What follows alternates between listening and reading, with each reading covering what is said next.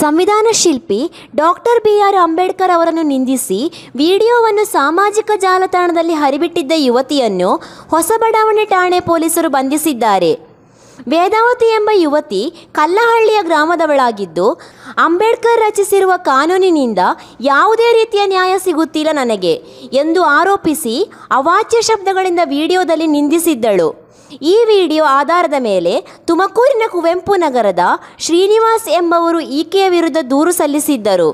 ಇದರ ಆಧಾರದ ಮೇಲೆ ಹೊಸಬಡಾವಣೆ ಠಾಣೆ ಪೊಲೀಸರು ಆಕೆಯನ್ನು ಬಂಧಿಸಿ ವಿಚಾರಣೆಗೆ ಒಳಪಡಿಸಿದ್ದಾರೆ. ತನಗೆ ಕಾನೂನಿನಿಂದ ನ್ಯಾಯ ಸಿಗುತ್ತಿಲ್ಲ ಎಂದು ಆರೋಪಿಸಿರುವ ಯುವತಿ ಅಂಬೇಡ್ಕರ್ ಬಗ್ಗೆ ಅತ್ಯಂತ ಹೀನ ಶಬ್ದಗಳನ್ನು ಬಳಸಿ ನಿಂದಿಸಿದ್ದಳು. ಈ ಸಂದರ್ಭ ಯುವತಿಯನ್ನು ಸಂಪರ್ಕಿಸಿ ಏನು ಸಮಸ್ಯೆ ಎಂದು ವಿಚಾರಿಸಿ ಬುದ್ಧಿ ಹೇಳಲು ಸಂಘಟನೆಗಳ ಮುಖಂಡರು ಮುಂದಾದಾಗ ಅವರನ್ನು ಕೂಡ ಹೀನಾಯವಾಗಿ ಬೈದಿರುವ ಆರೋಪ ಕೇಳಿಬಂದಿದೆ.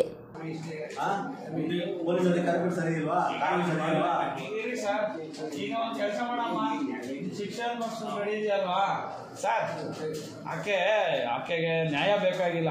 ಆಕೆ ಏನು ಈಗಲೂ ಮನಸ್ಥಿತಿ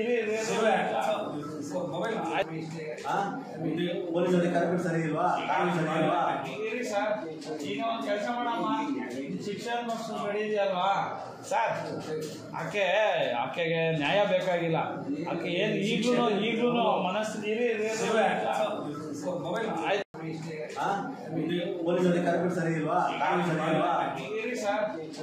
ಕೆಲಸ ಮಾಡಮ್ಮ, ಶಿಕ್ಷಣ ನಡೆದಿದೆಯಲ್ವಾ ಸರ್, ಆಕೆಗೆ ನ್ಯಾಯ ಬೇಕಾಗಿಲ್ಲ. ಆಕೆ ಏನು ಈಗಲೂ ಮನಸ್ಥಿತಿ